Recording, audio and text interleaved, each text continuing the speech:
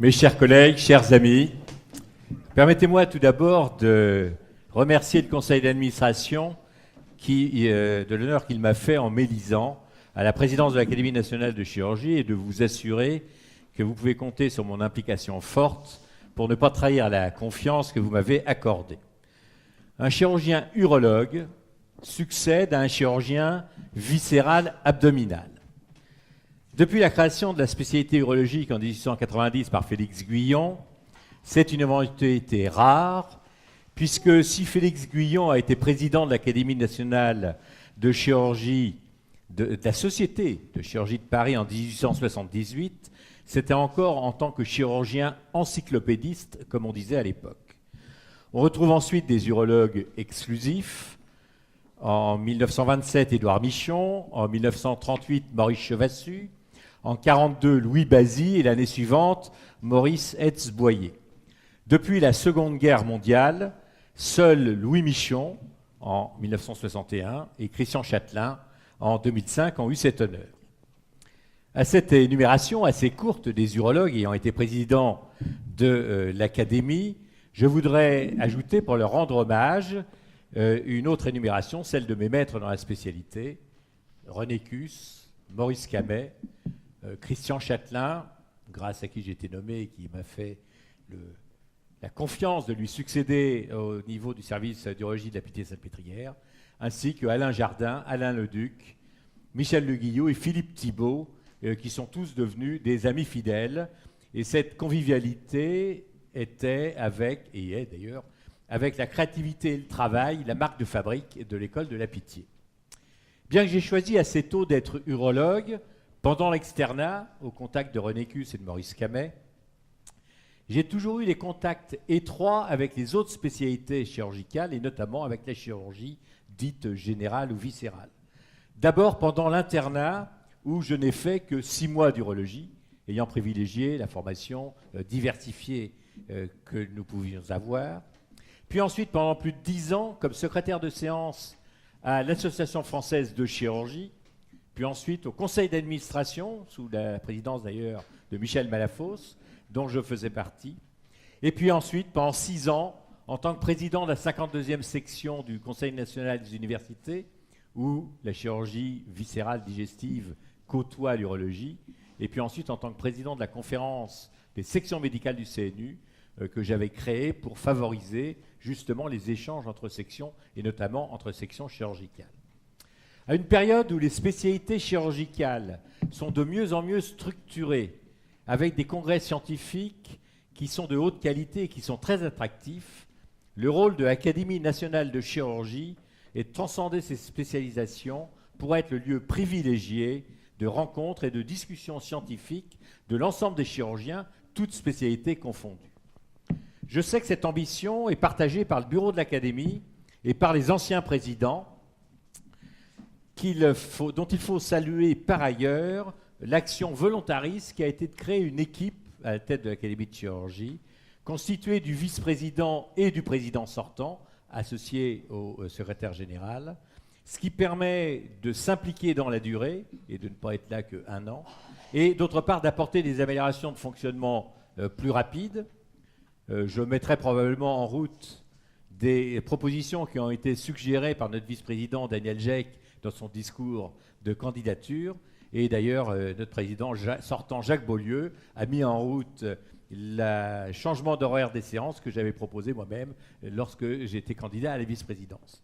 Et je pense qu'il est important aussi que les présidents sortants soient toujours impliqués dans la vie de l'Académie, et Jacques Beaulieu continuera à s'occuper de sujets qu'il a initiés, comme par exemple son action sur la labellisation des laboratoires d'entraînement, puisque c'est la nouvelle dénomination qu'avec Iraj Ranjbak et lui souhaite donner pour les écoles de chirurgie. Le rôle du secrétaire général est primordial dans notre compagnie, et je suis heureux que Henri Judet ait accepté de prolonger d'1 an sa fonction pour me seconder. Georges Casanova comme trésorier, Philippe Marre en tant qu'archiviste ont fait tous les deux la preuve de leur efficacité et de leur dynamisme. Et j'accueille en plus avec plaisir nos nouveaux secrétaires de séance, Philippe Guéral et Philippe Breil, qui sont des amis. Je ne saurais évidemment, bien sûr, pas oublier les collaboratrices quotidiennes et indispensables du président et du secrétaire général, qui sont Pascal de Coville et Fatia El Morabit, et dont beaucoup d'entre vous ont déjà apprécié l'efficacité et le dévouement. Nous avons travaillé avec Henri Judet, notamment pour préparer un programme de séance qui, à la fois, soit intéressant pour les académiciens et qui renforce l'influence de l'académie à l'extérieur. Comme l'année précédente, plusieurs séances seront consacrées aux différentes spécialités chirurgicales, organisées par un modérateur de chaque spécialité. Il y aura aussi 3 séances de communication libre. Il y aura une séance plénière pour la chirurgie ambulatoire, comme c'était souhaité et avait été déjà réalisé cette année, et une autre pour la section interventionnelle, qui par ailleurs est très dynamique et a prévu, avec Iraj Ranjbach et Bertrand Doré, 4 séances spécifiques de 17h à 19h après les séances plénières. Chaque mois, une séance traitera d'un thème plus professionnel ou plus politique, faisant intervenir différentes tutelles ou organisations afin de positionner l'Académie nationale de chirurgie sur les sujets dont je vais vous parler et de faire de l'Académie un interlocuteur incontournable. Ainsi, après une séance en février où sera traitée la chirurgie solidaire, nous avons voulu établir un programme centré sur la chirurgie. Et en effet, les nombreuses controverses récentes, les réformes en attente, les difficultés démographiques, l'évolution même du métier doivent être analysées, commentées et aboutir à des propositions documentées. Et qui mieux que l'Académie peut le faire? C'est ainsi que nous avons prévu 5 séances entre mars et décembre sur le métier de chirurgien, sur la formation initiale du chirurgien, sur la formation pratique continue du chirurgien, sur les blocs opératoires de demain et sur l'évaluation en chirurgie. Des cellules de travail en amont, dont vous a déjà parlé Jacques. Des présentations effectuées lors de ces séances par des représentants des tutelles et des différentes représentants de la profession. Et une stratégie de communication adaptée devrait permettre de clarifier le débat et de renforcer l'influence de l'Académie nationale de chirurgie grâce aux recommandations qu'elle pourra émettre à la suite de ce travail en commission, puis de cette présentation générale lors de nos séances et ensuite de la validation par le conseil d'administration. Par ailleurs, une séance sera organisée en région, à Grenoble, le 22 mai, sur le thème des GMCAO, gestes médico-chirurgicaux assistés par ordinateur, et nous serons accueillis par Philippe Cinquin, qui est un leader mondial sur ce sujet, qui est directeur d'unité d'une CNRS et qui est d'un LABEX CAMI, qui sont les laboratoires d'excellence créés par le Grand Emprunt. Et nous organiserons des ateliers le matin pour que les académiciens puissent appréhender pratiquement ces nouvelles technologies et une séance de communication scientifique et clinique l'après-midi, mettant en parallèle les recherches fondamentales et leurs applications cliniques, suivi d'un dîner le soir pour ceux qui le souhaiteront.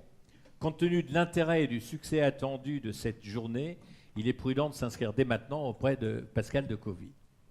Pour la 7e fois, l'Académie organise, la semaine prochaine, un séminaire de cancérologie chirurgicale, donc le mercredi 6 février, qui sera une séance officielle de notre Académie, au Palais des Congrès, avec un programme riche pour attirer, nous l'espérons, un maximum d'académiciens. En juin, nous recevrons d'une part la Société piémontaise de chirurgie et nos collègues italiens, et en juin, d'autre part, nous serons reçus, comme traditionnellement, par nos collègues militaires au Val-de-Grâce.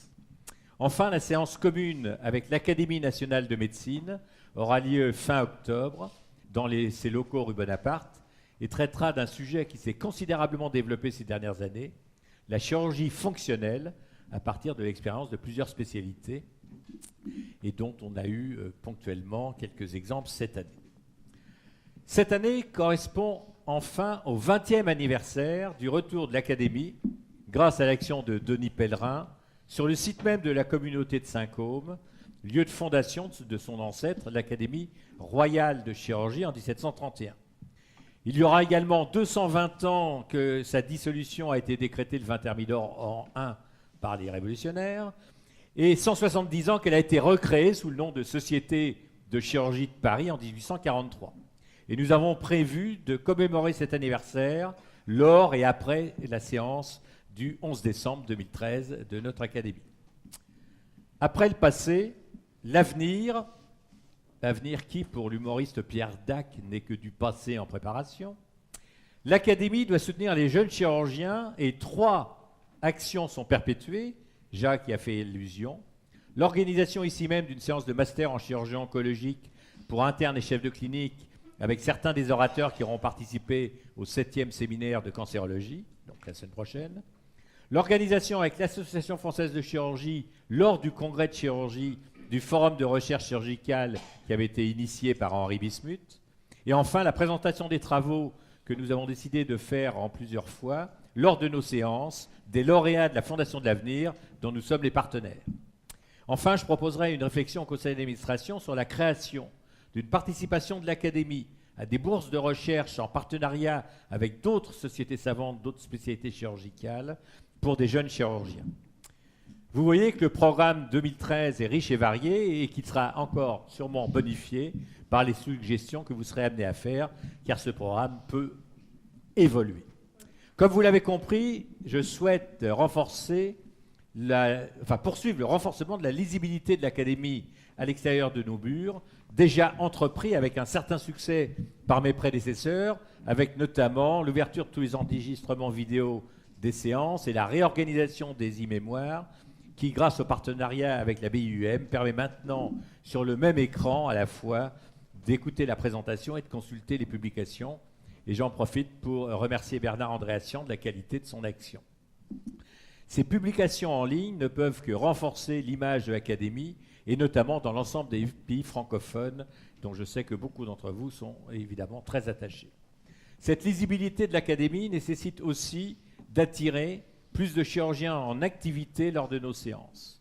L'apport des intervenants complétant ou questionnant les présentations sera poursuivi, et je demanderai systématiquement à chaque modérateur d'inviter suffisamment à l'avance les leaders de sa spécialité ainsi que les futurs universitaires de sa spécialité pour qu'ils puissent apprécier les travaux et l'apport de l'Académie de chirurgie. Enfin, j'ai proposé au dernier conseil d'administration de réorganiser la cellule de communication qui est constituée dorénavant des 5 membres du bureau, de Bernard Lebel, de Ronald Virag et de Pascal Decoville. La première réunion a eu lieu hier matin pour organiser la médiatisation de nos séances scientifiques et des diverses actions de l'Académie. Cette montée en charge de la lisibilité de l'Académie devrait nous permettre de renforcer nos partenariats avec la Fédération hospitalière de France, avec la Fondation de l'Avenir, de renégocier ceux avec la Générale Santé et Régie Média, et surtout d'en initier d'autres dans le respect de nos statuts. Il est en effet indispensable que l'Académie ait les moyens de sa politique, ce qui sous-entend un partenariat dynamique, mais aussi un recueil efficace des cotisations, avec si possible un recrutement de nouveaux membres et une rigueur financière dans les projets que nous mettons en place. Je sais que je pourrais compter sur notre trésorier qui va ensuite vous présenter son rapport financier. Avant de lui donner la parole, je souhaite vous assurer de ma détermination et de mon optimisme quant à la poursuite du développement de notre académie, à la fois sur le plan scientifique et sur le plan professionnel, qui, je le rappelle, repose non seulement sur le travail du bureau, mais aussi sur l'implication de chacun d'entre nous pour participer aux discussions, pour travailler dans les commissions et pour attirer de jeunes chirurgiens à nos différentes séances. Je vous remercie de votre attention.